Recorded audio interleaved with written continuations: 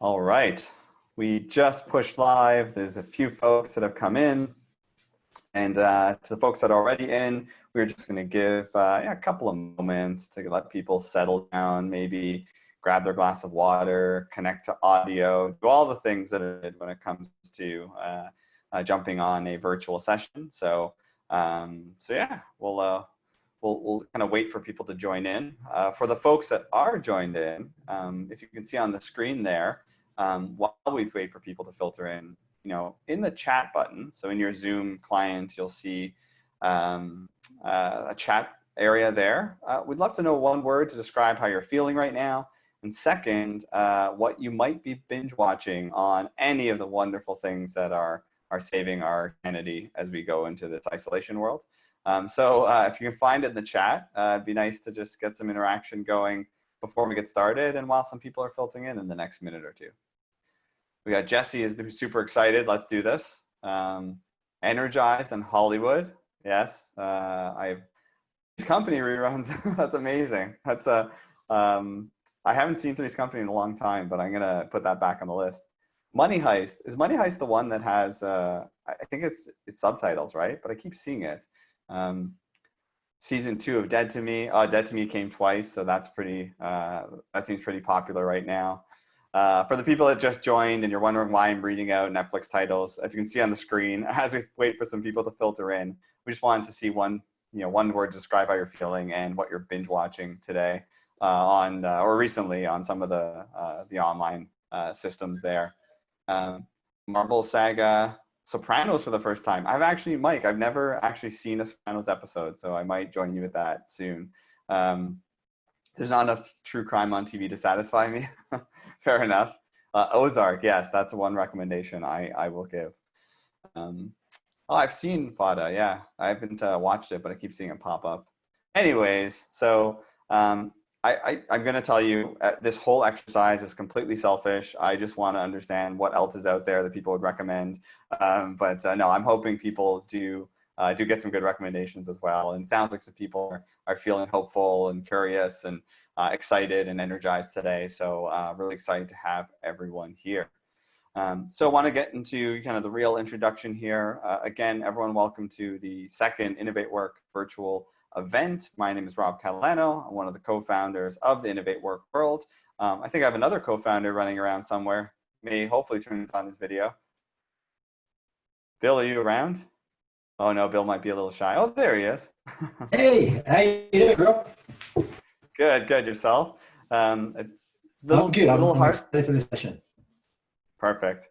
So again, we're happy to have everyone back. It was your last time. For anyone who's new to InnovateWork, we spent the last 3 years building these types of communities and online events, bringing people together to really learn from wonderful speakers out there. And unfortunately, that's not an option right now. So we took this world online and wanted to bring it back to the community in a different way. So we're really excited to get started and get through this. Now, one thing I did want to mention is we always start our InnovateWork events with this concept. We put these together with 3 major goals in mind, right? We want to have people educated, right, and learn from our wonderful speakers. Usually when we're in, learn from each other, but just educate on what's happening out there in now the rapidly changing world of work. We want to engage with each other on the chat, engage with the speakers with Q&A, and we're going to do that as well. But also the real goal is to be inspired, right? Is there a way that we can inspire to do something differently in our personal lives, in our work lives, based on some of the things we're hearing today? We're all heads down, busy, running around, trying to figure out, whether it's our own business or our employees, and it's nice to come up for air, attentive on something new and new that's out there, and again, try to learn something and be inspired to make change in our own worlds. So that being said, what we're going to do today from an agenda perspective is we're just, we're going to get through the introduction here really, really quickly. We're going to have 4 fantastic HR Passion Series speakers. I'm very excited to hear what they have to say. It is not easy to come up and do a talk like this, especially when you're on video and you can't see how other people are reacting, but we're really appreciative for them to donate their time today. And then what we want to do is make it a little interactive, right? So we want to have some question and answers as well. Now, if you've already done this on the chat side, if you have any issues, if you want to, again, let us know the one word of how you're feeling or the thing that you're binge watching on Netflix. Feel free to use the chat. The chat is a little more for just that, kind of chat and some of those conversations. But if you have questions, and again, we are going to address all the questions at the end, there's a Q&A button in your Zoom client. If you click there, you'll be able to post your questions. You'll be able to see other people what they posted. You can even like or upvote those questions. And the idea is, as we're going through the 4 talks, definitely ask those questions there. You know, they'll be there and we'll address them later with the speakers. So again, wanting to be as interactive as possible and hoping that everyone that's here is you know, kind of fully here and paying attention and participating as well. So one other thing, just a bit of advice, you know, Colin and Dean didn't know I took this screenshot when we were practicing earlier, but if you are watching this and you're seeing a number of boxes on your right-hand side there, you know, you might see black boxes, you might see people's names, you might see screens. If that's distracting to you, what you can do is while a speaker is talking, at the top right-hand corner, if you actually, you know, get your mouse over that, you'll see something called a speaker view. And what that will do is actually eliminate all the other folks and you'll be able to see just the speaker so you can, it's easier to pay attention. So, you know, your call, you can use what you like. It's a gallery view or speaker view, but we found when we gave that advice at the last session, people really had, really enjoyed that to make sure they're focusing on the speakers that we have. I want to just pass to Bill to see if there's any last comments on, you know, on the event today or some of our speakers, some of our sponsors and how we are able to put these things on. Yeah, any last things, Bill, before we get into our speakers?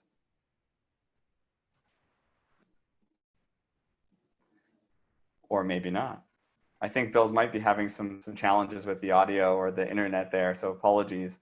But just as a heads up, you know, it's hard to put these things on without some support from our sponsors. So we're Tango and HR Gazette and the team there, they go through finding speakers, you know, getting all this set up, promoting it, et cetera, to bring the community together. So we really appreciate all the effort on those 2 organizations.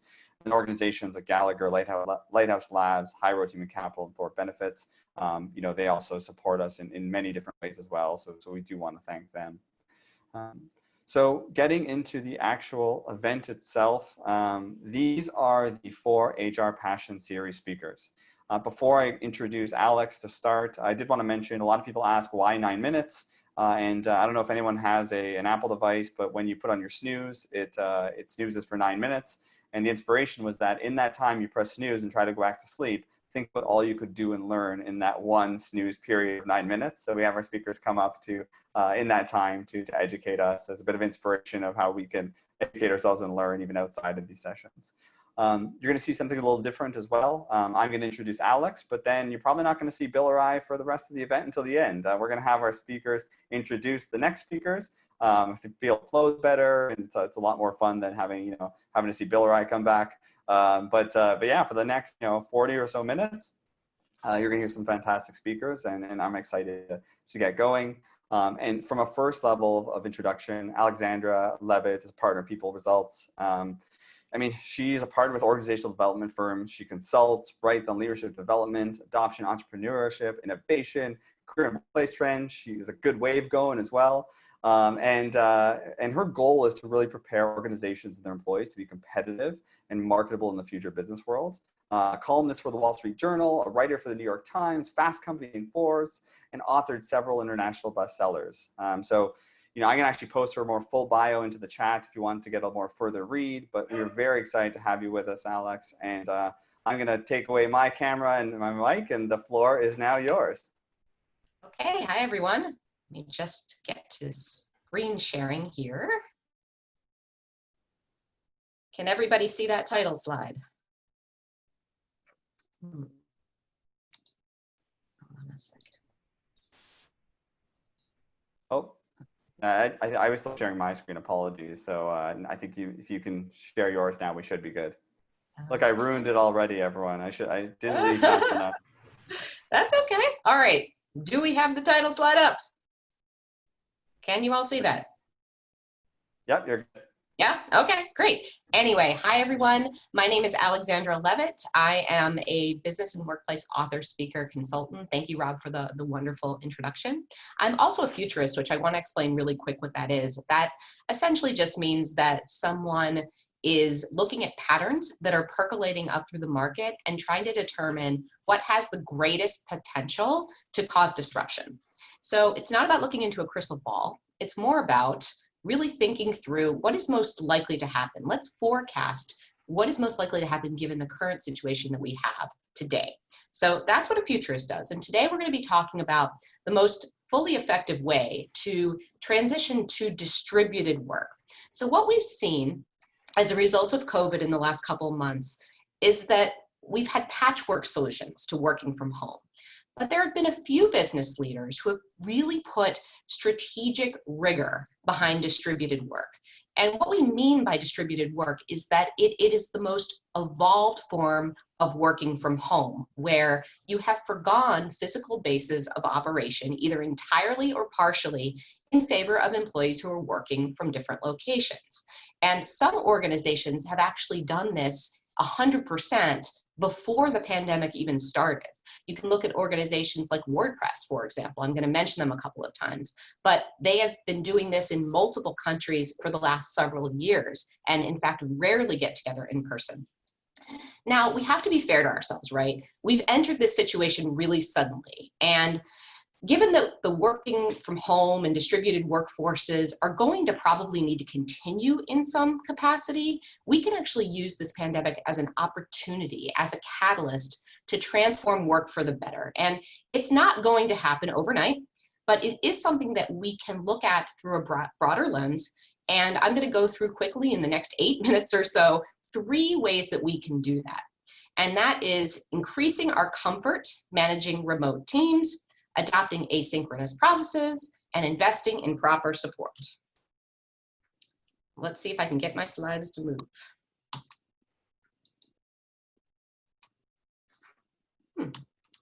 There we go. Like my cube slides there. All right, so first of all, managing remote teams, getting comfortable doing this. So to fully realize the benefit of distributed work, business owners and leaders have to get away from this preference that we all have for employees working on site, using company space and equipment at scheduled times. Now, in a situation like this, if you allow, like, let's say working from home only in an emergency, you'll lack the necessary infrastructure to fully support distributed work. And then when people do have to work from home, it's clunky, it's slow. We saw a lot of this happen when we tried to slap things up online as a result of the pandemic. So being comfortable with distributed work requires trusting your people. And you can cultivate trust by stepping up communication with people, letting them know that you support them, and giving them the freedom to do their jobs in a way that is most effective and appropriate for them. And that's going to differ on an individual basis. You can also boost your comfort level by tracking the productivity of people working from home during the pandemic. Now, this is a little controversial, so I do want to add a caveat. You don't have to use software to record people's every keystroke or micromanage daily tasks. It's more about making sure that your work from home employees are achieving their goals as efficiently at home as they did in the office. So you want to look at it from a bigger picture standpoint, but that will help you make the business case for what you need to do when the pandemic is over. And then when it comes time to ease restrictions, seeking employee feedback is really important. You want to be asking people about an on-site schedule that makes sense. You can use a survey tool, you can use individual interviews, and collect this information on a broad scale. And when you do this, you may find that some people are comfortable returning to the workplace, other people are not as comfortable. And this will really guide your decision related to how fully distributed your post-COVID organization can be.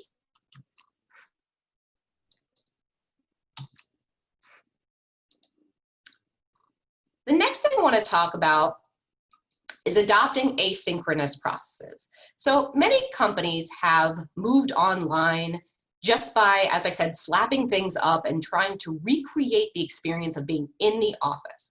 And there are a lot of tools that help us do that, right? There's Microsoft Teams, there's Zoom, of course, Google Hangouts, and these facilitate real-time meetings. Employees can access share drives, they can access email, company applications, but most people are largely working the same hours, whether they have distractions or not. As an example, doing this call today, I've got 2 kids doing e-learning in the room next door, and I'm just hoping that they're not going to interrupt me because we are doing, of course, a meeting during business hours. I highly recommend, if you haven't already heard this, Sam Harris has a podcast called Making Sense. And on his latest version, actually, I don't think it's the latest, it might be 2 months ago now, the Automatic CEO and WordPress founder, Matt Mullenweg, shared a secret for distributed work.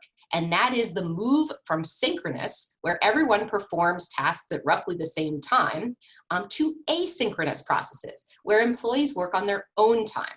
So for example, a synchronous process might require people to travel to a meeting, sit in a room together, and get a presentation where they then provide immediate feedback. An asynchronous process might allow someone to share an idea on social media or instant message, and then team members can think through it and respond on their own time. They probably will have a deadline of some sort, but overall, they can actually do that. If they want to do it at midnight, that's cool, as long as they are providing the feedback when we need it. So how do you do this? Well, you can shift gradually to asynchronous processes by first looking at when and where business hours that are set are necessary. For example, if you've got customer service, well, you usually have to have somebody online dealing with customers depending on what the demand is. You might consider how you can change your performance model that evaluates people based on the quality of their contributions rather than the time that it takes to produce them, or just the time in general that they are undertaking work and actually producing output. So for example, an agile performance system, which we've been talking about a lot the last couple of years, that relies on continuous feedback to establish, to accomplish, and to reconfigure goals that are based on real-time business needs.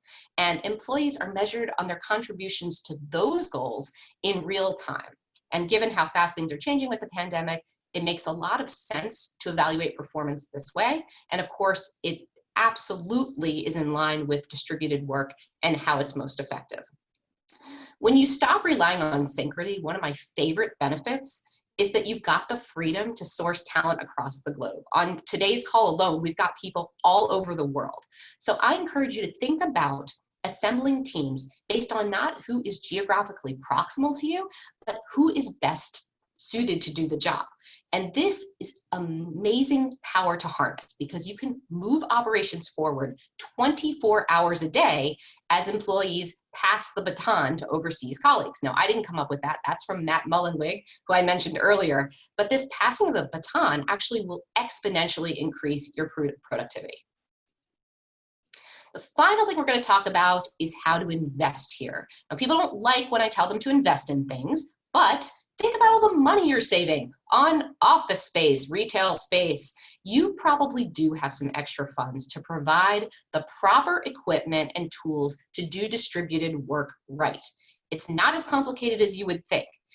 Special audio gear. I just got a ring light for my desk that lights me up much better so that people on Zoom can see me. It was $20 from Amazon. Just making sure home offices are outfitted in a way that makes distributed work work. In terms of team collaboration, keep in mind some channels are better suited to synchronous work, like video conferencing, while others are better for asynchronous work, like an instant messaging platform like Slack, for example. Now, your unique mix is going to depend on the needs of your business and how it operates, and also on your culture.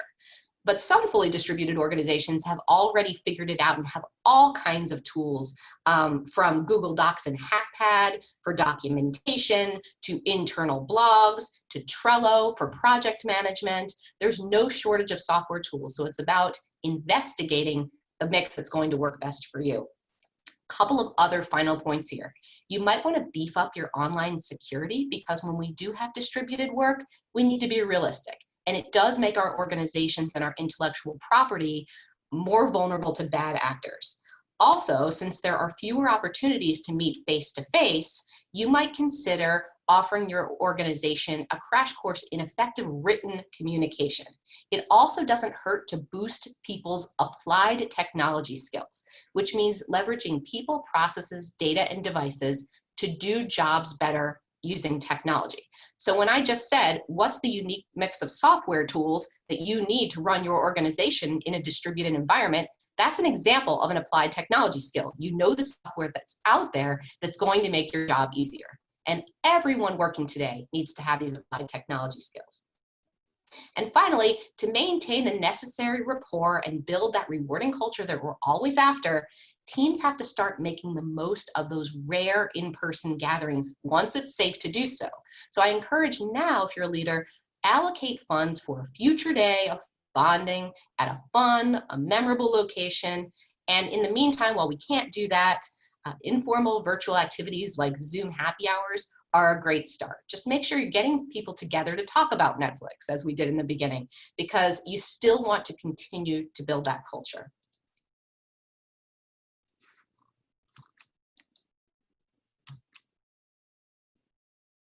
Oh, this didn't switch. Sorry about that. I'll just let everybody look at this for about 10 seconds. And we can absolutely provide the slide deck to you all too, so that you have this. But this just sums up what I just said. And then finally, we are at the close. So if you are looking for more information on distributed work, I've got a podcast called Workforce 2030. You are welcome to check out. Also, the book Humanity Works has a nice section on it. Here's all my contact information. But really, I just would emphasize that getting comfortable with distributed work, this is a great opportunity to do that.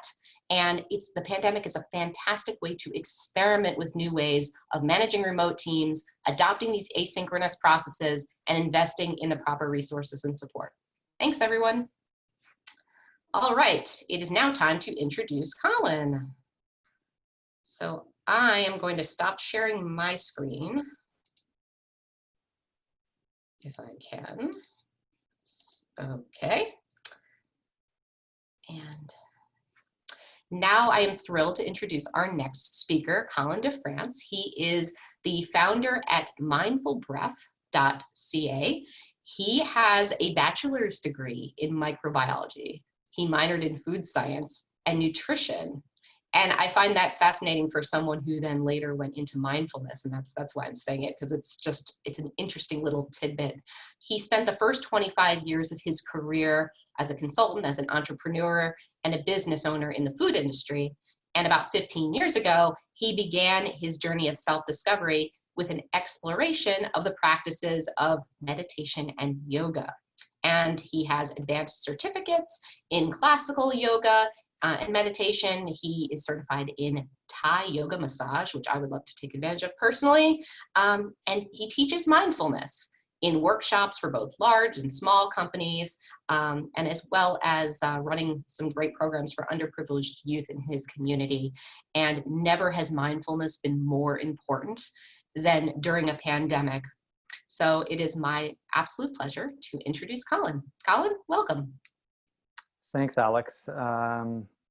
Thanks for the introduction. I'm grateful and honored to be able to participate in this Innovate Work event today. I have to admit, before I start with the presentation, usually when I start a live mindfulness event, I always ask the audience a few questions and a show of hands.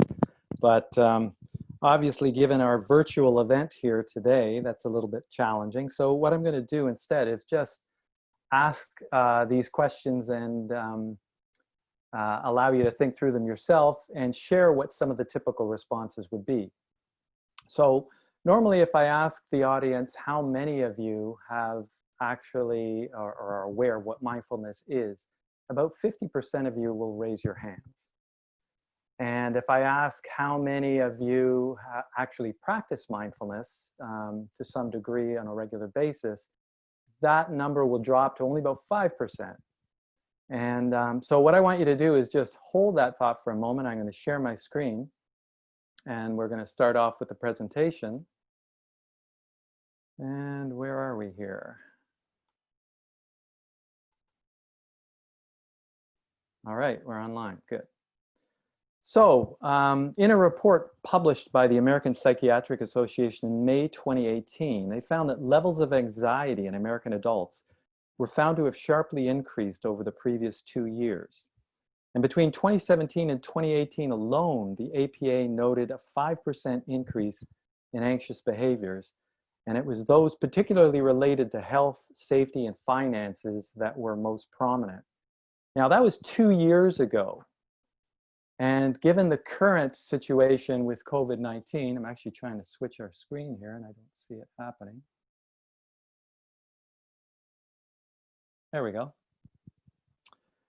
Given the current situation with COVID-19 sweeping across the planet, it's even more important that we learn to harness our thoughts and emotions and not allow them to run out of control. So let me explain. Here is a picture of, these are a few Ontario healthcare workers. And some of you viewing this image, for example, may find yourselves a little emotionally triggered. Perhaps you're keying in on the masks as a reminder that we're in this global pandemic, or you're ruminating on thoughts of social distancing, or that you can no longer dine at your favorite restaurant or take in a movie at the theater, or spontaneously jump on a plane and just go on a beach vacation. Perhaps you find yourself thinking about the risk that COVID-19 presents to you and your loved ones, or that you can no longer work and play the way you did only a couple of months ago. But you know what? This isn't necessarily a bad thing. Our brains are actually wired to pay attention to negative stuff as a mechanism for survival. And this negativity bias is designed to filter out the good stuff that we see in order to more easily spot a problem as it comes up and keeps us safe. So missing out on a quick meal, for example, is not going to be a big deal. Chances are other food is likely to come along before too long. But if you fail to recognize the hungry tiger sizing you up for a meal, well, hey, that might end your existence real quick. So the thing is, with other animals, once a physical threat is gone, the nervous system quickly resets from high alert to rest mode. But the big difference between us humans and the rest of the animal kingdom is that we've been blessed with highly evolved memory and imagination. And on one hand, it's because of these gifts that we've been able to create wonderful technologies and live in a society with so many comforts and conveniences. But when this same memory and imagination take control in emotionally charged situations, it often creates the same physiological response in your body as if there was a physical threat like this tiger sitting in front of you. And the respective causes of depression and anxiety, as an example, are rooted in dwelling too much on the past and constantly worrying about the future. So it makes sense that any tool or technique that can bring us back to the present would be a great asset. Now, contrary to what some may think, mindfulness is not some esoteric practice of Tibetan monks living high up in a mountain cave. In fact, all of us have at one time or another practiced mindfulness without even knowing it. So if I were to ask once again for a show of hands, how many of you have threaded a needle, thrown a frisbee, learned a new dance, or worked on a jigsaw puzzle? How many have played a game of horseshoes, tried running as fast as you can, or maintaining your balance with your eyes closed? In this case, pretty much every hand would be raised in the audience. And what all these activities actually have in common is that they require a certain level of mindfulness in order to do them. Now, looking further, you may have realized that most of these examples I've given involve some form of play. Play is a powerful tool for bringing more joy into your life, and dare I say, something we all need more of these days. If you think about it, you probably know someone who is a master at living in the moment. And you may even have one or two of them running around in your house right now. Kids, watch very young children at play if you want to get a lesson at how to live in the moment. They know how to do it. John Kabat-Zinn, who's largely responsible for bringing mindfulness into mainstream medicine in the late 80s, he defines mindfulness as an awareness that results from paying attention on purpose in the present moment and non-judgmentally. But more simply, you can look at mindfulness as just being present. In practice, mindfulness promotes well-being, emotional resilience, focus, and mental clarity. And research shows it can relieve feelings of depression and anxiety. So then you may think to yourself, how do we start? How can we be more mindful, be more present when the world around us seems to be revolving in utter chaos? Well, the first thing we do when we're born is actually inhale. And the last thing we'll do when we die is exhale. And by its very nature, the breath only exists in the present moment. So if the goal is to become more rooted in what's happening to you here and now, then it makes sense that bringing awareness to the simple act of breathing is a great way to become more present. And for this reason, breath awareness has always been a key part of many mindfulness practices. You consider the breath as your anchor in the present moment. And the good news, you're already doing it.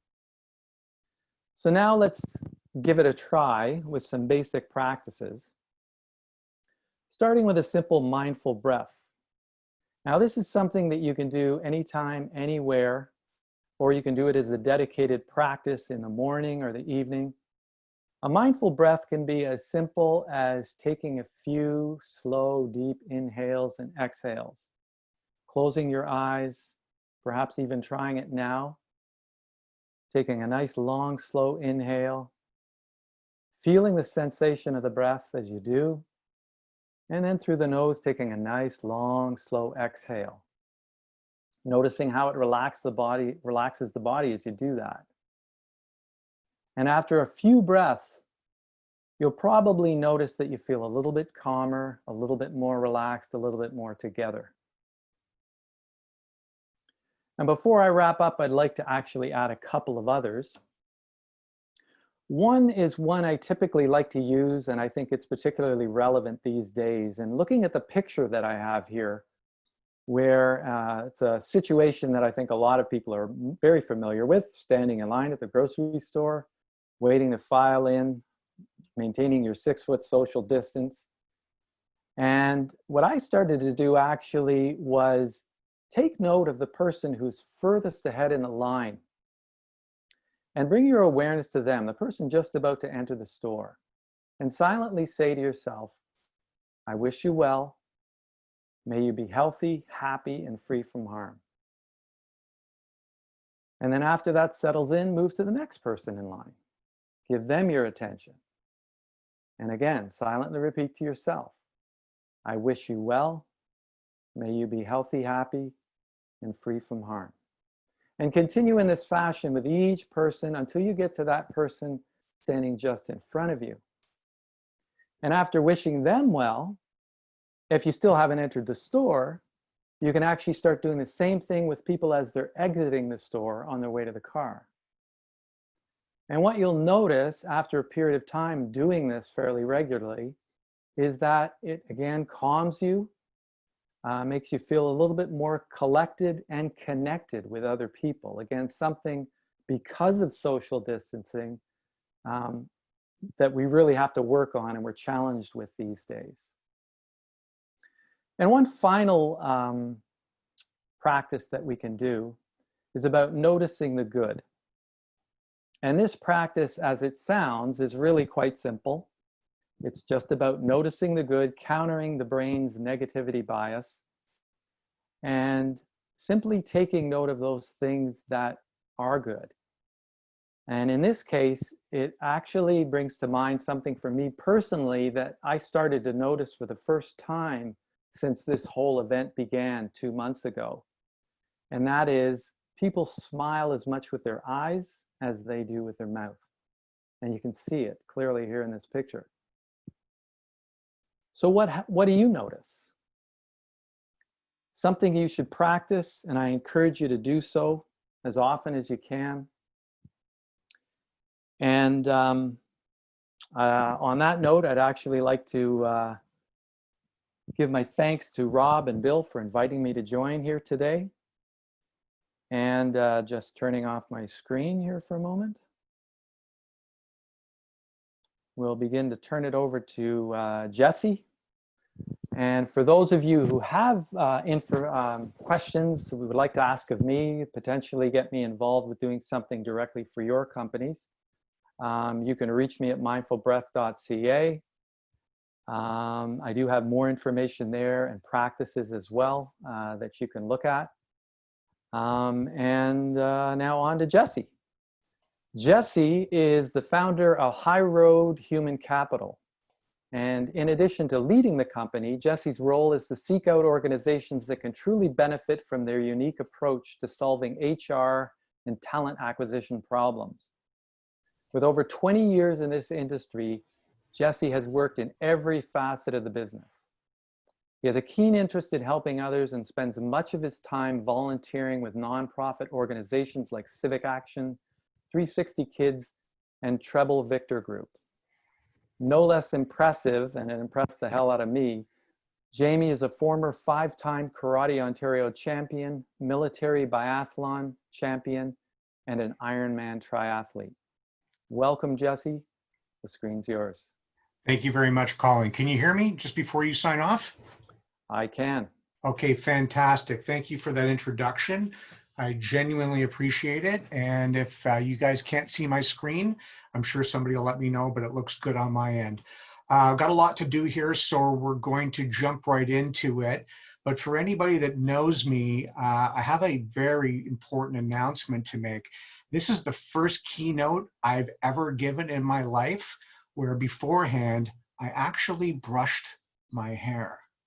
Yes, I've been growing it out, and the good news is, if anybody is interested in ant legs, I have a nice collection brewing, and if this recruitment thing doesn't work out, ant legs is going to be my new business. Anyway, I digress and let's move on. So rapid fire, I've only got 9 minutes, and if you know me, I'm a little bit verbose. So what I want to talk about is talent acquisition in the COVID-19 world, and talk about getting you as a practitioner, your house in perfect working order, so your talent acquisition house. Before I get into the slides, this is all opinion, guys. None of this is facts. This is from what I hear, from what I see, from what my team sees, from what they hear, and there'll be some transparency on the High Road side, so some things that we know, but they're things we know because they're us. So right into it, setting your house in perfect working order. Whether you're a fan or not, that is, I believe, rule number 6 of Jordan B. Peterson's 12 Rules for Life, and I think it's appropriate for what we're going to talk about. So what I want to give you as a hiring professional, whether you're true talent acquisition, whether you're HR, whether you're the office manager, or whether you're just someone in the organization that owns recruitment or the hiring process, I want to give you some new talent acquisition idioms. So while Alexandra did a great job talking about strategy and big picture, I want to shift gears and get into the weeds a little bit. So I want to ask you to focus on the micro aspects of what you're doing, of what your job is before the macro, the tactical before the strategy, and the essential before the minutia. And what I mean by that is, don't get lost in the big picture, don't get pulled off of course, and really focus on what your job is day in, day out at the moment, and making the best of those tactical aspects of execution and less about strategy. A perfect example of that would be, and if you've absorbed any of my content, even if you've attended any InnovateWork seminars, you've probably heard me scream about screening, dispositioning, and closing out all of your resumes, also known as applicants, right? So that's the tactical, making sure that all gets done. So, you know, in this day and age where a lot of requisitions might have been shut down, you need to go back in there and make sure that all of those candidates are declined. You need to screen all of those resumes. And in doing that, what you're going to actually do is you're going to come across a lot that are non-applicable and are not right for your opportunity, but you're going to find some resumes and some applicants that are great and they're gold. Put those apart, okay? Put those in a hopper. Make a talent pool out of them. You can do it in your applicant tracking system, and if you don't, you have no excuse. You can do it in an Excel sheet. You can do it in a manila file folder if you need to. So there's no excuse there.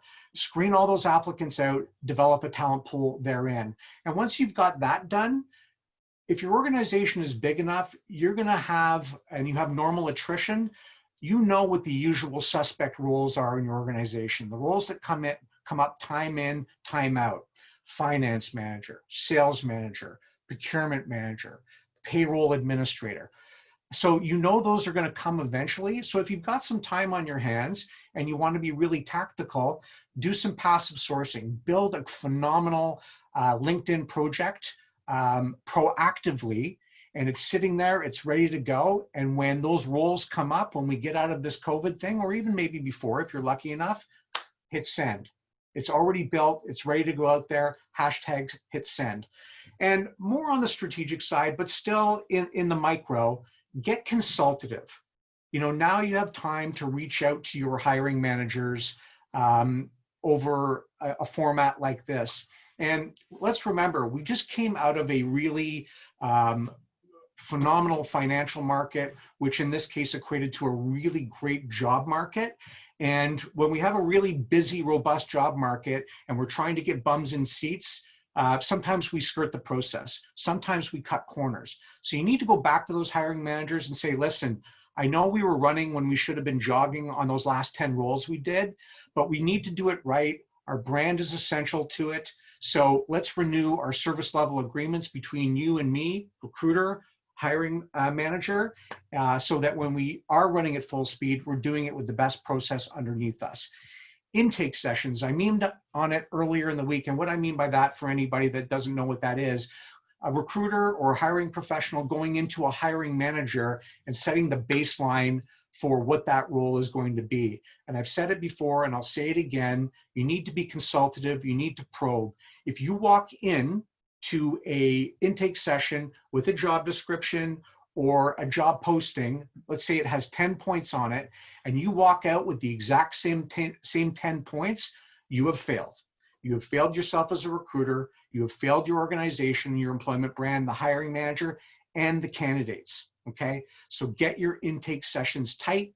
This is a great time to do it, and it also creates really phenomenal trust and understanding with the hiring manager. And I talked about it before, SLA, recruitment process. Things have changed in the COVID world. You're not coordinating face-to-face interviews anymore, for an example. You're coordinating them for Zoom or Skype or what have you. So adjust your process to match a COVID world. Boy, I really got to get moving. Okay, who needs your support the most? I'll go through this really quickly. It's the candidate and the hiring manager if you're a hiring professional. These are the people that need your support. The candidate, whether you think it or not, in the first 30 days of their hire, post-recruitment, you have the best relationship. So use that to your advantage, advance your employment brand, and be reaching out to that candidate, that employee now, the new employee, even when they're in the seat. What do you need? What are you not getting? Are the realities of what you've walked into and what you've sat down into, are they meeting your expectations? If they are, if they're not, regardless, how can I help? And the hiring manager, remember, hiring is what we do the most. What hiring managers do the least is probably that, hiring. So be that conduit between new hires and hiring managers, because they need your support now more than ever. So come up with a 30, 60, 90 day plan to support that hiring manager as best as humanly possible. Let's get physical. And as the late, great Sam Cooke once sang and wrote, a change is gonna come. So what I'm knowing and what I'm hearing from existing clients is, get ready for less cloth, no more cloth seats, cloth dividers, get less cloth, hides, and absorbing fabric. Get ready for glass, plastic, and smooth surfaces, which also, hashtag, are wipeable surfaces. Partitions, if you've already got them between you and the colleague next to you, get ready for those to be wider and taller. And things you can say goodbye to, and I can say this with reasonable confidence, some organizations, they've really got you packed in there. And one of the trends I've seen over the last 5 years is those long white benches, you know, where there's sales and CSRs packed in, not even dividers between them. Say goodbye to those. And even where there are dividers, expect not every seat, but every other seat. And one of our clients has a pretty large call center, and they're actually not even going every other seat, it's every other seat and every other floor. Where a team once sat on one floor, now they're sitting on two, and they're sitting on three. Job fairs, group orientations, they're already moving online. You've seen that. And what will become of campus recruitment? I don't know, but it's going to change significantly. So we need to start thinking about that. And if there's any silver lining to this at all, if we're in the office, the air we're going to be breathing hopefully is going to be a lot fresher, because I've got clients that are going under physical renovations right now, and air circulation and filtering is at the forefront. So hashtag HEPA filter or the like. Last slide, and I'm just over time. So these are facts. These are some things that we've seen in our practice and with our clients. So at the moment, recruitment, if you're doing a good amount of it, you now have the opportunity to be even a bigger profit center than you have been previous to this. And what I mean by that is we're spending, at least High Road is, and on behalf of our clients we're spending a lot less money than we had to pre-COVID. So there's less sponsorship money on Indeed. There's just overall less overhead. And when you're doing the same job with less fixed costs, your profit margin just automatically increases. So High Road has felt it directly. So in April, High Road's fixed overhead dropped 68%. Interestingly enough, business went down with it, almost the exact same amount. So you might be interested to know, what is a third-party staffing vendor doing out there? Well, in February over March, we dropped 11%. In March over April, we dropped an additional 55%. So our overhead is down 68%, but our revenue is also down in the mid 60s. I can already tell you, if you thought most of us were coming out of this in May, it's not happening. I don't know what May is going to be, but it's going to be horrific. On the flip side, I can tell you resume submissions have gone up dramatically, as much as 40%. And one of the banes of the recruiter's existence is coordinating interviews. Because there's a lot of people unemployed, my team is coordinating interviews faster than ever before. One of my guys actually put out 7 requests for a phone screen, and 6 of 7 responded in less than an hour. Zoom is everything. We're on it now. Remote onboarding is working better than we've ever could have imagined. A lot of organizations really have their act together. And one of the things I'm sensing, and this is just opinion, I don't think we're coming out of this with a V economy or V activity when it comes to recruitment. This is going to be slow and steady, if I had to guess. And I think we're going to be taking this all the way to the end of 2020 before, from a recruitment perspective, we're feeling any kind of normalcy. So that's it for now. If you would be so kind, find me, follow me, particularly on Instagram. I think we've got a really great page at The Accidental Occupation. Very easy to find me on LinkedIn under Jesse Ryan. So I'm going to leave it right there, and I am going to unshare my screen. And I'm going to turn it over to our next speaker, Dean Fulford. So I'll introduce him as I'm messing around with the technology here, Dean, so please indulge me. Dean is the Vice President of HR and the practice lead with Stratford Manager Corporation. He's worked for a whole host of other fantastic organizations that many of you will recognize. However, one of the most interesting and cool things that I found out about Dean is, for as long as I've been doing recruitment, Dean has actually been a statistician for the National Hockey League, NHL, and I'm sure he's feeling that now because we should be right in the midst, if not the end of the playoffs.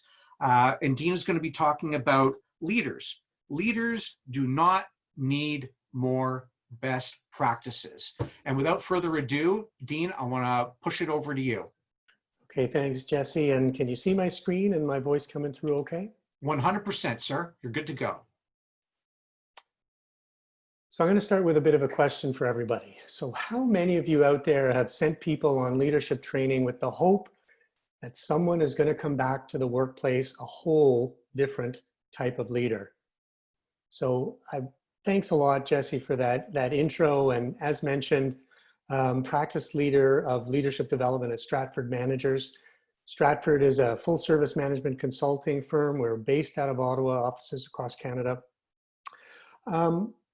One of the reasons I'm really passionate about this topic is I've seen over the last while a lot of really positive impact to people who have undergone or taken on some leadership development with us just by making a few little tweaks and some adjustments to our approach. Our coaches and our facilitators, Louise, Jenny, Michelle, they've been really at the forefront of making this change happen. So I want to ask all of you on the call, make sure that you're listening without any filters on for about the next 8 minutes or so. Think really hard about how you are supporting your leaders make changes that will last. And the biggest part of all of this is we have to stop giving our leaders more best practices to work with. So think about your organization. Those who are leading and managing got to where they got to likely because they're great at what they do. They're great people to take action. They solve problems. In fact, they have trouble sitting on the sidelines if there's a problem to be solved. That's their level of comfort. What we need of them, however, is we need them to unlock the potential in the organization. They have to enable others to solve problems the way they can. That has been, when we interviewed a number of clients that work with us at Stratford, the number one thing that they told us as holding their organization back from performing at the level that they really need them to. It's that first level of manager. So we really have to focus on this population and help them turn that bias for action and focus on their teams. So often this is where we step in, right? Managers, they're overloaded, teams are unhappy, they're not empowered. So we give them training, right? We throw how to listen, how to give feedback, conflict resolution. We're throwing great learning and all of the money, the time, and that resource at those little challenges. And our intentions are great, right? A lot of that training sticks, but people walk away from that seminar or workshop, this big new binder, and it starts in the middle of the desk and it moves to the side and it moves to the back. We need to help people do the best they can do with the new tools that they're being empowered to use. So here's really the fundamental question for everybody is how can we help our organizations get the most impact out of our investment in development? So I want to talk about two areas of focus that I would like you to think about. One is about ownership for learning, and the second is about the transfer of learning back to the workplace. So the first step in all of this is let's just stop sending people out to training. This is where all of that throwing new and best practices happen. We've got to shift our mindset. It is not training. It is about a shared commitment to development.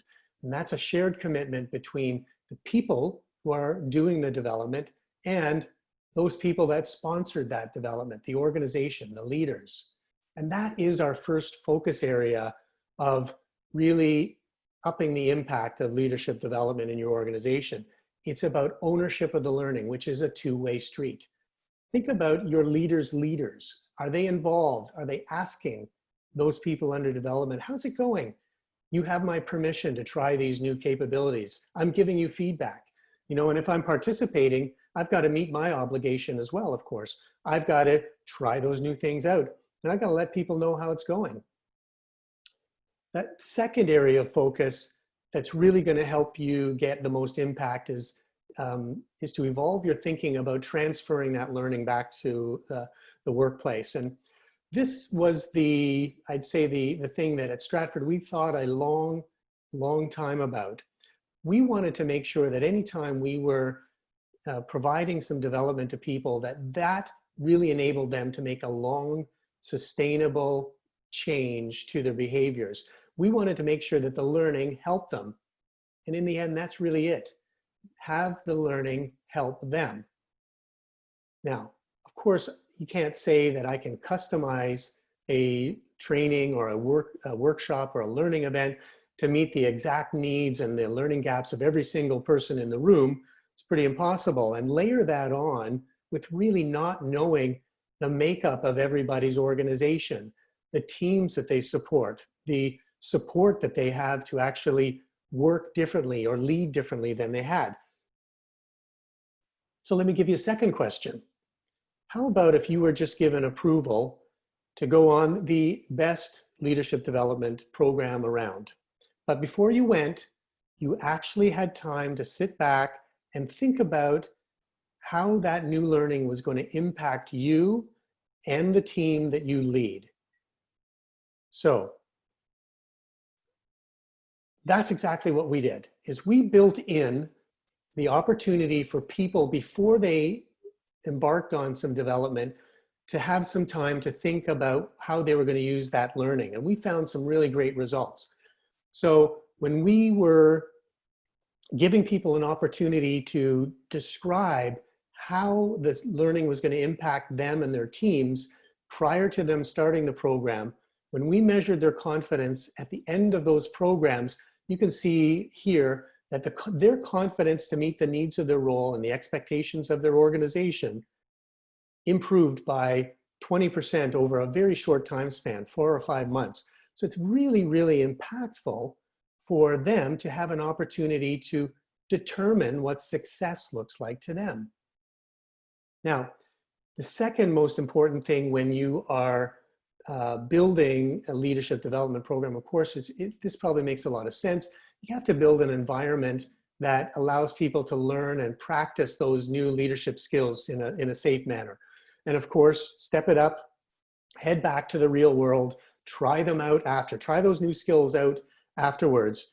But this is the next bullet here, is really where you can make a big change on the impact of the transfer of learning to the workplace. Add some time into your programs to self-reflect. I mean, it sounds easy, but it's not, right? I want to turn to a couple of key HBR studies here that really underscore this importance. One study that they did was they found that when employees were given just 15 minutes a day to reflect on what they had learned that day, their performance increased by 20% when compared to those who just worked for the day.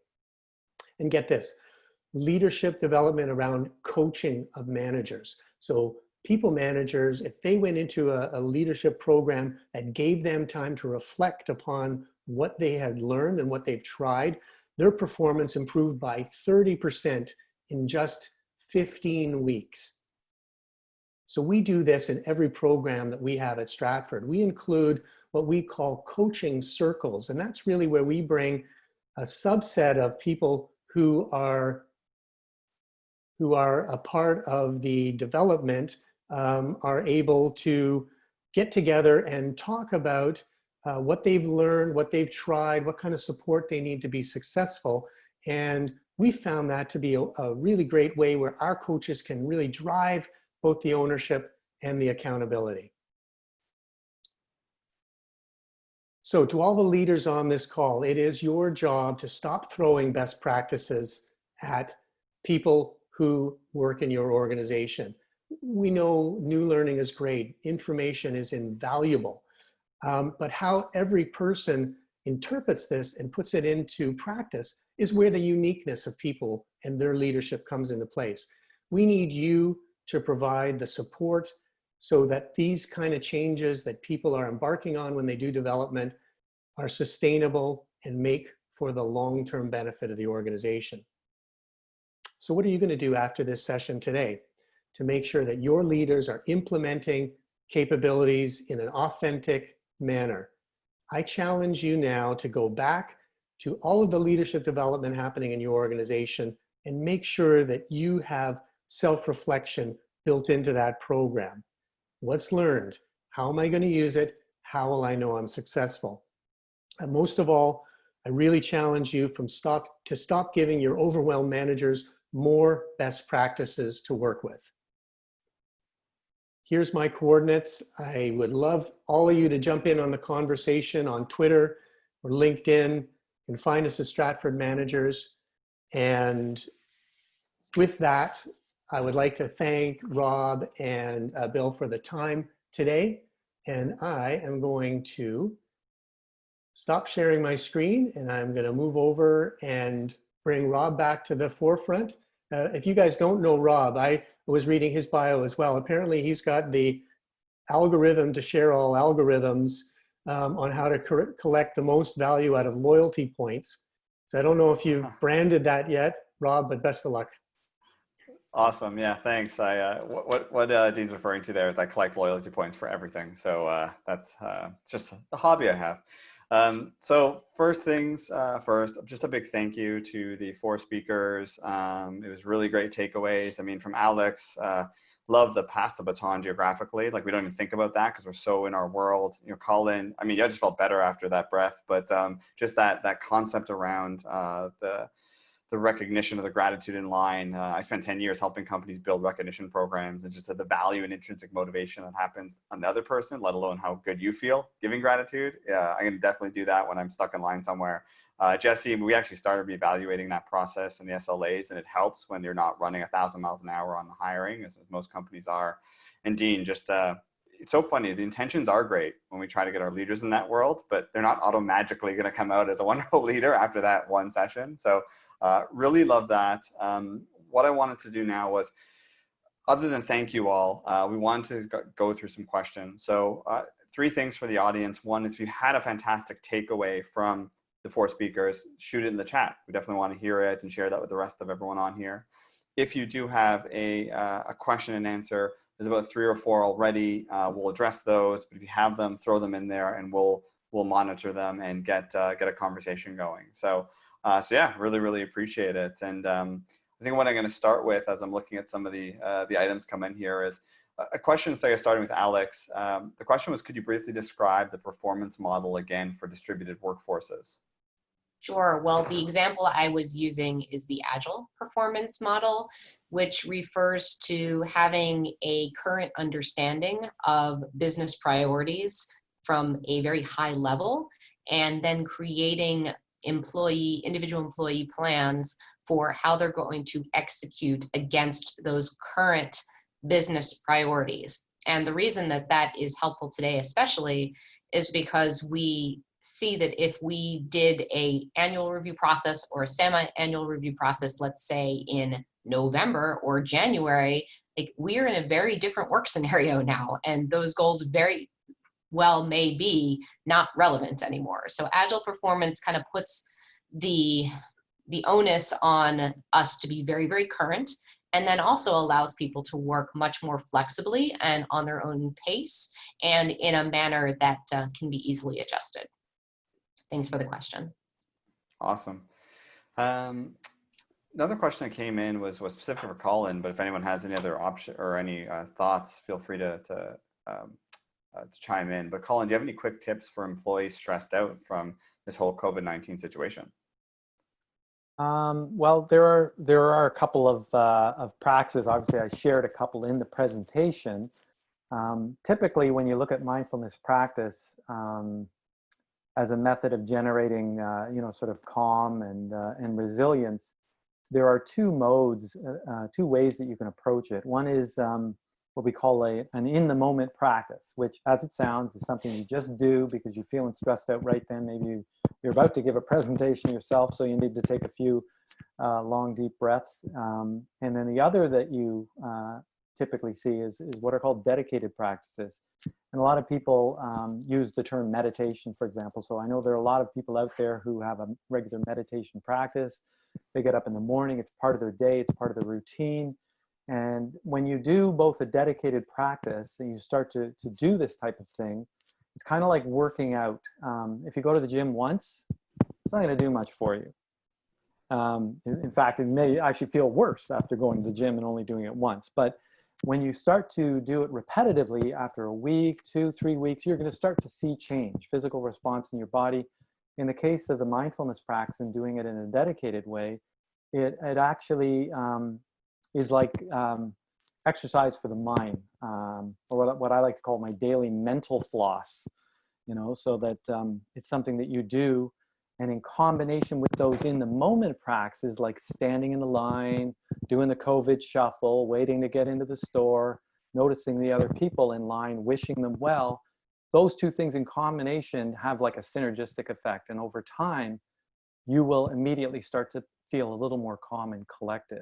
So, I mean, there's no one simple magic bullet. It's not like, okay, just do this and you're going to feel better.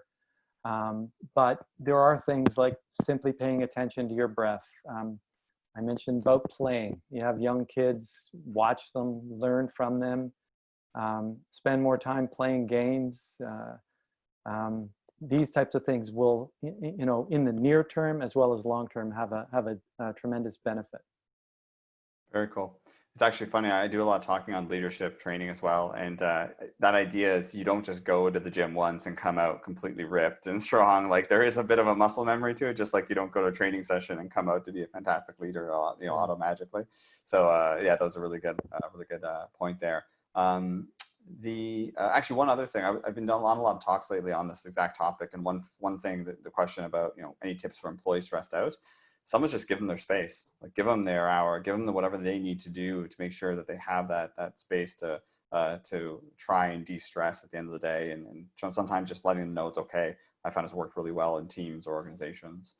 Oh, nice. We got a couple of good questions coming in. So I'll keep going here. And at any time, any of the other speakers want to chime in and provide an answer, feel free to. But this one was directed to Jesse, and it said, are you saying that we don't need to do sponsored posts on Indeed, etc.? If so, why, and what risks for not? So I guess assuming that's around the, you know, kind of what you're doing today in terms of posting jobs online, correct? Yeah, and I'll just reiterate the response I gave online. I'm not saying that you don't need to sponsor, but by and large, most of us that are hiring less requisitions. So just by that, less requisitions that you would normally put pay-per-click dollars on within Indeed requires less budget. That said, if you were working on a full plate of requisitions, there are a lot more active candidates out there. And Indeed is a strategic channel partner of ours, and they probably won't appreciate me saying it, but I'm going to say it anyway because I say it to them all the time.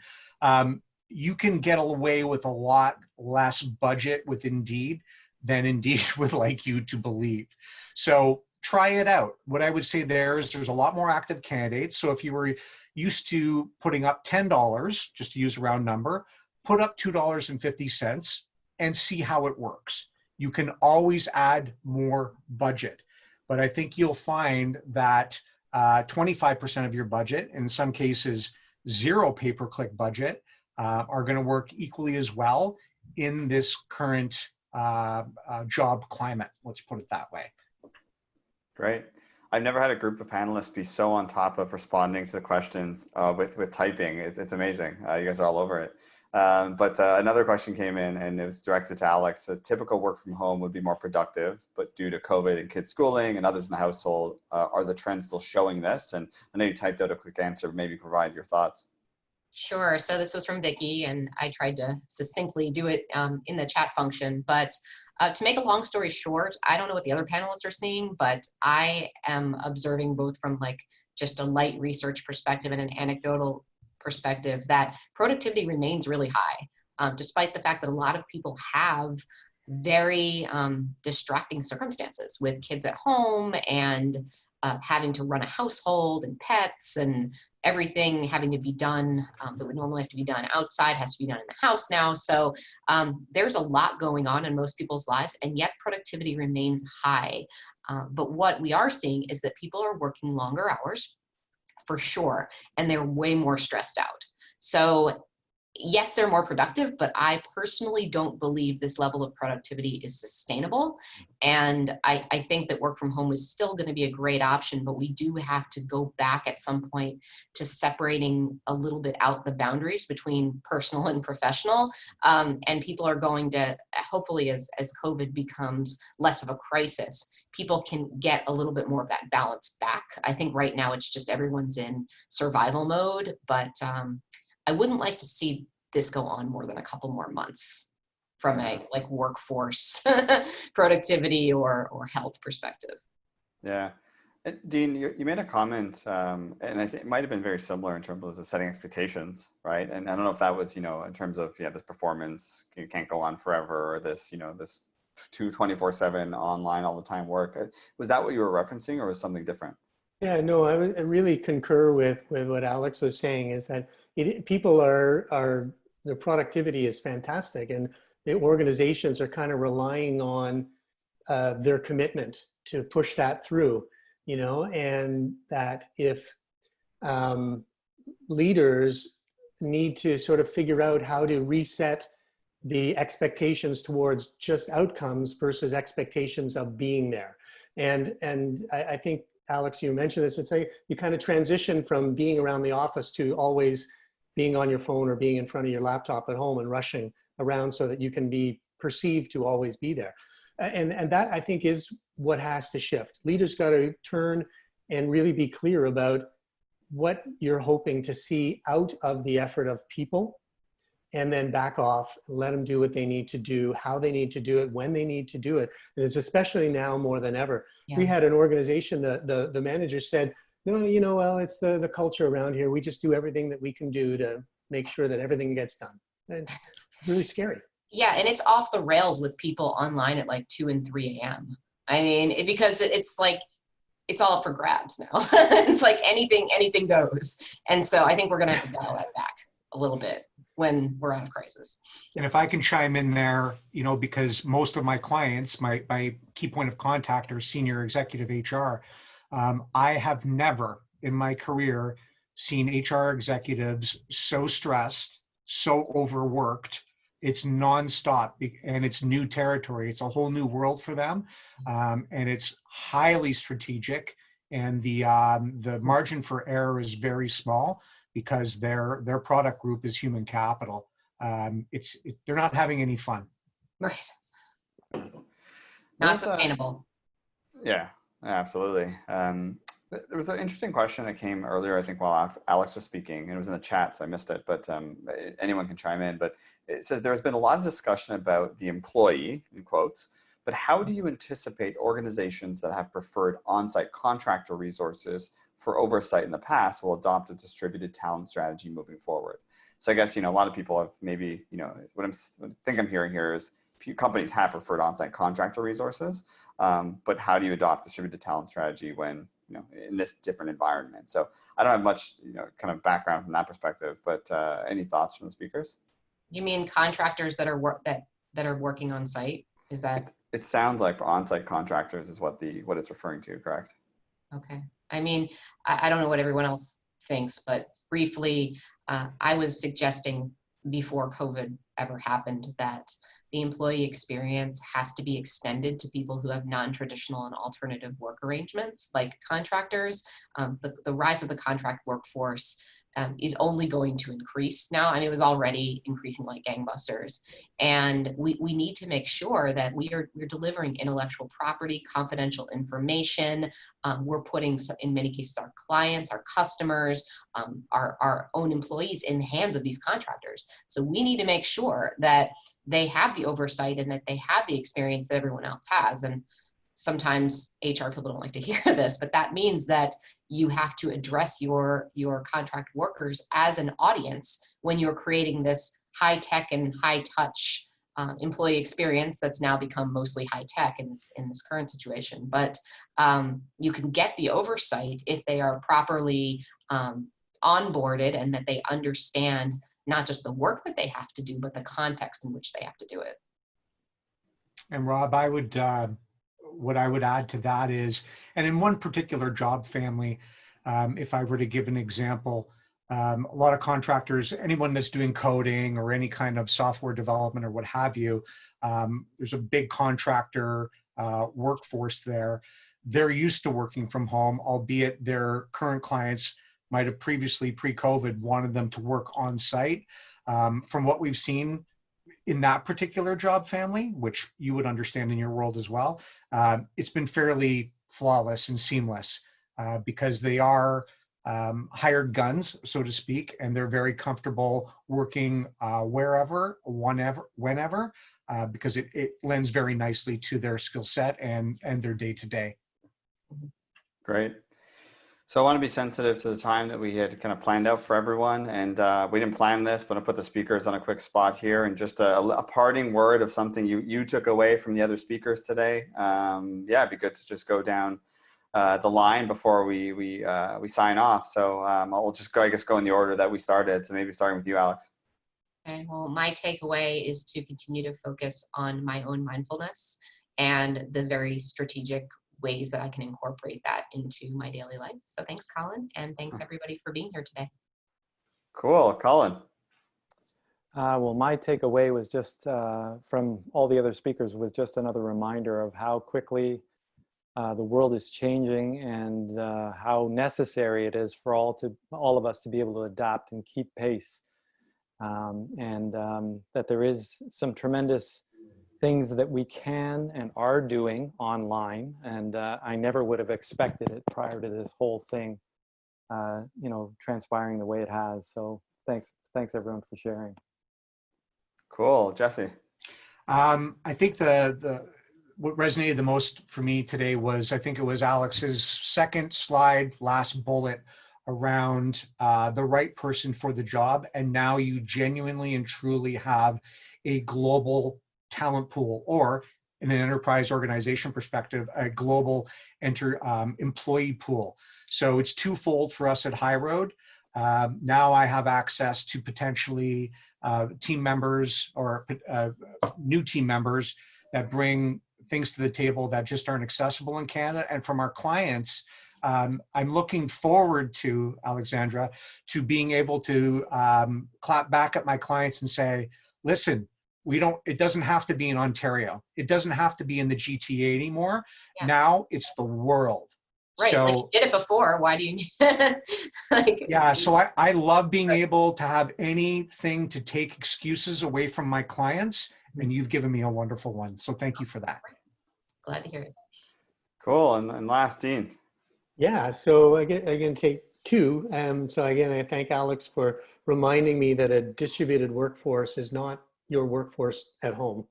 And it's great to keep that in mind as we help organizations be better and be more balanced. And second, thanks, Colin, for letting me know that I actually do know how to practice a little bit of mindfulness already. So I'm not as scared anymore to give it a go. So thank you. Good stuff. You're welcome. Awesome. All right. Well, again, a big thank you for donating your time and your insight. One of the things I keep learning is that when we bring the community together, we're not in it alone, right? We have these wonderful other people in our networks and these types of communities where we can learn from each other and get inspired to make change, again, personally or in your organizations. So with that, I wanted to kind of thank everyone. This is something we do every 2 weeks and in different time zones and things like that. And you'll see that on our site and in the follow-up email. Bill, I know you had some difficulties on the internet connection all the way in the UK over there. But any last words before we take off today? Yeah, sorry about earlier. I hope you can see and hear me now okay. I've got a bunch more questions for all of you, so I'll probably ask you all to do an interview with me in the coming weeks. I've been lucky enough to do interviews with Alex and with Jesse so far, so Dean and Colin, let's totally make that happen. I've got so many questions here for you for follow-up. But no, just to reiterate what Rob was saying just towards the end there, we do have a bunch more events coming up. We've got 2 more in May. We've got May 26th, and that's going to be West Coast focused. So that's going to be hosted by Lena and by Matt, who usually host our in-person Vancouver InnovateWork events. And Rob and I will be there too. And then on the 28th, we're doing our first Australian focused InnovateWork. So that's pretty exciting as well. But we don't get to go to Australia, today, unfortunately. we're not going? No, okay. But no, just to wrap up from my side, thank you again to the speakers and to the attendees for joining us today. Great.